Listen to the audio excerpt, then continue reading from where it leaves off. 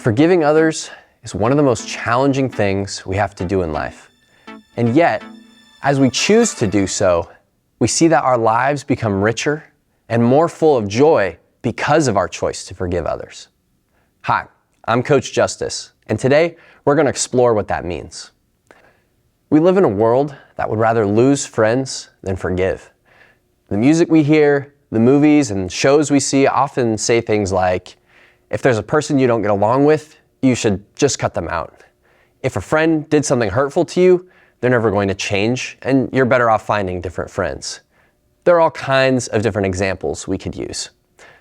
But as followers of Jesus, we're called to live in a different way. The good news of Jesus calls us to a new way of living, and this requires us to live in a community where everyone chooses to put others before themselves, even though we can't do this perfectly. The Apostle Paul talks about this in Ephesians chapter 4, saying, "Always be humble and gentle. Be patient with each other, making allowance for each other's faults because of your love. Make every effort to keep yourself united in the Spirit, binding yourselves together with peace." Here's what seems to be the most challenging part of all of this: making allowance for each other's faults. While it's easy to say we should do this, it's very hard to put into action. The passage doesn't ask us to do this, however, without giving us the tools necessary for how we can carry this out. Verse 2 begins by saying that we should be humble and gentle, and to choose patience. When someone does something that upsets you, your first job is to choose humility, remembering that Jesus calls you to love that other person and to put on a character of patience. It's easy for us to react rather than respond. When we react, our feelings of frustration and bitterness are likely to take control. But if we choose to respond, we are allowing humility and patience to take control, and we're able to focus on prioritizing unity, just like verse 3 says. This is exactly what Paul describes at the end of chapter 4, verses 31 through 32. Get rid of all bitterness, rage, anger, harsh words, and slander, as well as all types of evil behavior.